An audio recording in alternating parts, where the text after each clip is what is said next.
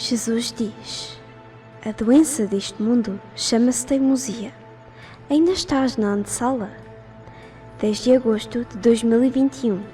Palavras de Jesus através da irmã Claire.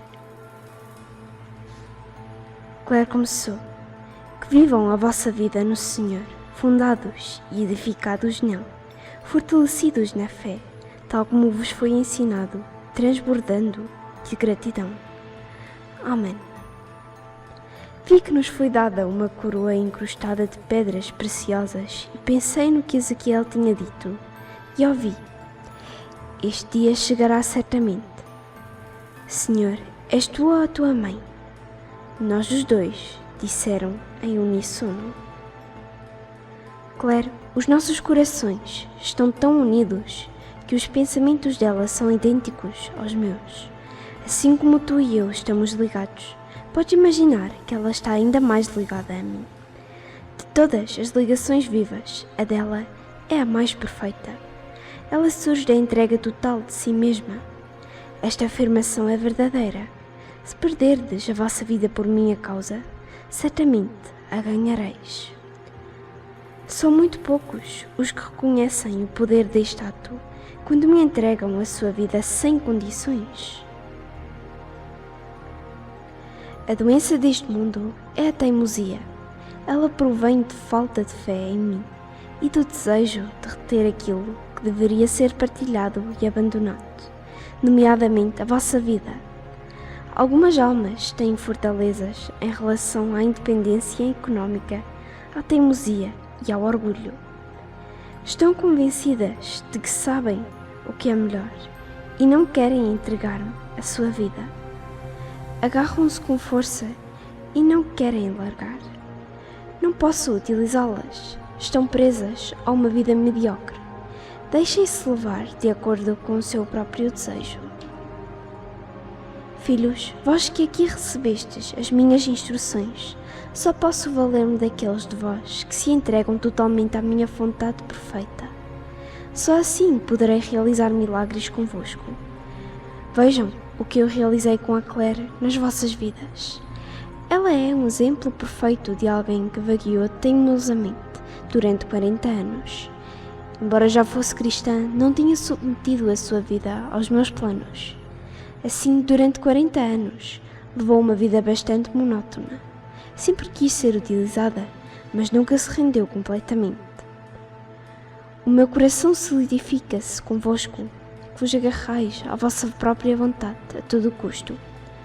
É necessária muita graça e humildade espiritual para se poder admitir: Deus, estraguei a minha vida, estou farto de mim mesmo, entreguei-te tudo, faz comigo o que quiseres, estou farto de mim mesmo. Eu provoco muitas provações e alguns triunfos na vossa vida, até que finalmente se percebam que sem mim não podem fazer nada que não tenha valor duradouro. De facto, se a semente não cair na terra, não dará frutos. Mas se entregarem a vossa vida a mim, então poderei multiplicar as vossas vitórias e frutos. Alguns em 20%, outros em 50%, outros até em 100%.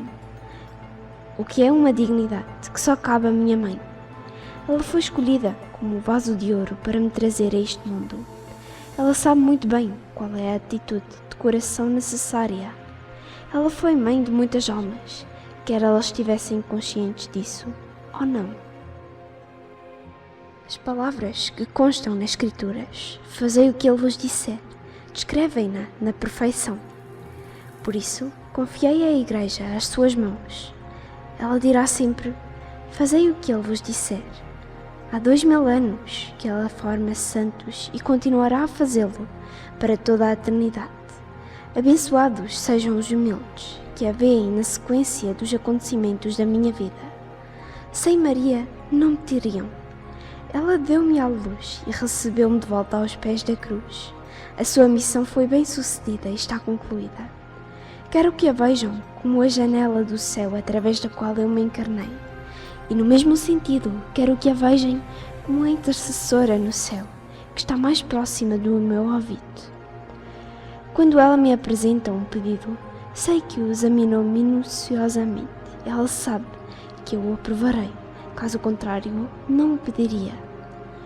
Quão maravilhoso é ter uma mãe que age com a mais elevada espiritualidade possível e harmoniza a sua vontade com a minha. Aqueles de vós que a chamam de deusa estão redondamente enganados.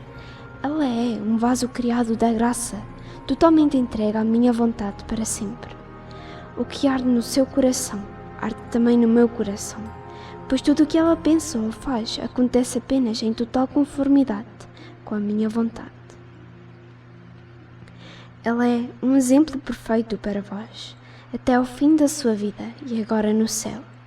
Só uma alma insensata se agarraria à sua própria vontade e seguiria o seu próprio caminho, tendo à sua disposição um exemplo e uma intercessora com ela. Por isso, Satanás incitou grande parte do corpo contra ela. Ela odeia com tanta paixão. Amado, ainda estou aqui, pois amo-te e sei que sentiste falta de conversar comigo. Eu também senti falta. A razão pela qual mencionei a minha mãe nestas mensagens é para ensinar aqueles que anseiam por mais de mim e não se deixem impedir de reconhecer a verdade nas Escrituras devido à sua posição numa denominação ou à pressão dos colegas. Meus queridos habitantes do meu coração, sabem o quanto são privilegiados. Vocês são aqueles que não bateram à porta na cara da minha mãe. Vocês são aqueles que no mais íntimo do seu ser ansiaram pela verdade. Vocês são aqueles que decidiram seguir a verdade e não a religião. Não fazem ideia de como são abençoados, mas um dia no céu, quando entrarem pelo portão como seguidores da minha mãe, ou melhor, como seus filhos, verão o quanto significa para mim pessoalmente o facto de não a terem rejeitado como o resto da cristianidade.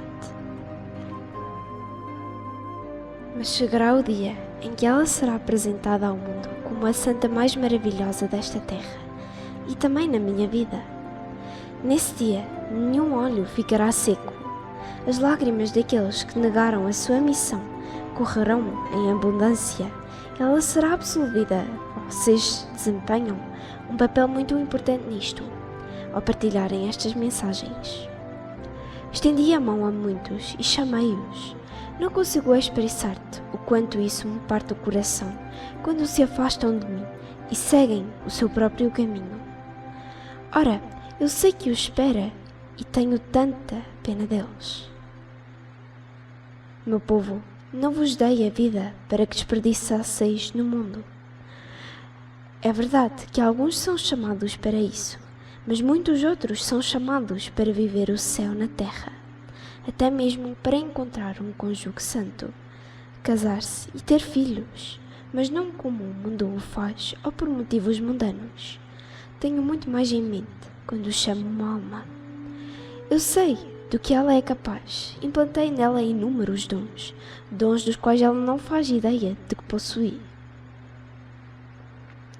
O inimigo é um destruidor de destinos. Ele vê algo em determinadas pessoas, vê os seus pais e o que estes pretendem para os seus filhos, e chega mesmo a usar os objetivos dos pais para desviar a criança do caminho que eu escolhi para ela. Vejam, quando se tornam cristãos e entregam a vossa vida a mim, segundo os padrões eclesiásticos modernos, encontram-se apenas na antecâmara. É a sala antes da sala principal. Poderia ser descrita como uma sala de espera. Permito-vos familiarizar-se-vos comigo e com a minha palavra e observo como mudam as vossas prioridades, passando do mundo para as minhas. Claire, algumas pessoas vivem e morrem na antecâmara. Sim, a maioria dos cristãos que frequentam a igreja vive a sua vida na antecâmara. Mas alguns ficam muito cansados das intenções do mundo, pelos quais têm de passar diariamente. Ficam entusiasmados quando dão testemunho aos outros e querem mais disso. Começam a ansiar por se entregarem totalmente a mim e por viverem a vida que eu vivi na Galileia. É nesse momento que começam a interessar-se por missões e comunidades religiosas. Mesmo nesses momentos, podem ainda estar divididos, tal como tu estavas. Querias ir para jovens com uma missão na Holanda, mas não querias chatear os teus sogros, que acabavam de vos oferecer uma gamarrinha nova em folha. Pensaste que, se os irritasses, não tereis nada que te pudesse amparar caso falhasses. Habituaste-te ao apoio deles e sentias-te confortável e seguro. Por isso recuaste o meu convite. Uma noite, o meu espírito visitou-te e sonhaste que tinhas perdido um chamado meu, mas ele disse-te que eu voltaria a chamar-te. Passado alguns anos, ficaste realmente cansado e quiseste mudar. Então, eu chamei-te e tu abandonaste o mundo e desagradaste toda a tua família para seguir os meus passos. Ao fazê-lo, saíste da antessala e entraste na sala de estar, na minha família, na família dos crentes que apenas querem partilhar o Evangelho e viver exclusivamente para mim.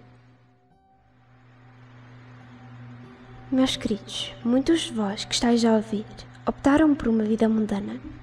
Fostes chamados, mas afastastes-vos de mim para seguir aquilo que os vossos pais e amigos querem fazer com a vossa vida. Estão felizes? Estão realizados? Sentem-se no mais profundo do vosso íntimo, vivos e em chamas por mim, ou mornos e fracos, ainda à procura de algo mais? É muito provável que, se não tiverem enterrado os vossos talentos demasiado fundo, isso vos cause dor interior, porque sabem que o medo vos impediu de avançar. O medo de ser ridicularizados, o medo do escárnio e da crítica daqueles que respeitam. Olhem, quando vos chamo, eu vos preparo. Muitos de vós sonharam com arte, música, teatro, viajar pelo mundo e servir, mas guardaram esses sonhos numa mala velha e empoeirada, daquela em que os vossos pais costumavam viver, e regressaram ao mundo real. O mundo dos carros, dos empregos, das casas, das coisas, do marido ou da esposa, dos filhos e do suposto sonho americano, que é uma vida na Matrix. É insignificante, tirando as promoções, o nascimento dos filhos e assim por diante. Quando vós vinde para me servir, eu despojo-vos das vossas conquistas mundanas e conduzo a vossa alma ao âmago mais profundo de vós e de mim, e de quem vós sois e não sois. Vós perdeis a vossa própria vontade e substituo-a pela minha. Então começo a formar-vos e a educar-vos para aquilo para que fostes criados. A Claire é um bom exemplo. Ela era fotógrafa da natureza e teve de pendurar as câmaras para me seguir. Porquê? Porque tinha um dom muito maior que precisava de aprender. A música e cuidar das almas, aquilo que ela realmente ama. Ela conhece a dor de se sentir perdida e não fazer ideia para que vos criei. Conhece-a bem, passou os seus primeiros 40 anos a vivê-la. Num dia era costura e decoração, no outro dia eram bonsais e jardins, e depois era patinagem no gelo, projetos artísticos e dança. Fazia todas estas coisas enquanto estava sentada na sala de espera. No início, estava entusiasmada com todas as disciplinas que começou, com as conquistas e recompensas deste mundo, mas depois tornou-se aborrecido. Vejam, todas estas coisas, quando não são aquilo para que nasceram, entusiasmam-vos por algum tempo, mas depois o entusiasmo acaba e é-vos oferecida uma nova coisa, algo que vos agrada, mas que não é a vocação da vossa vida.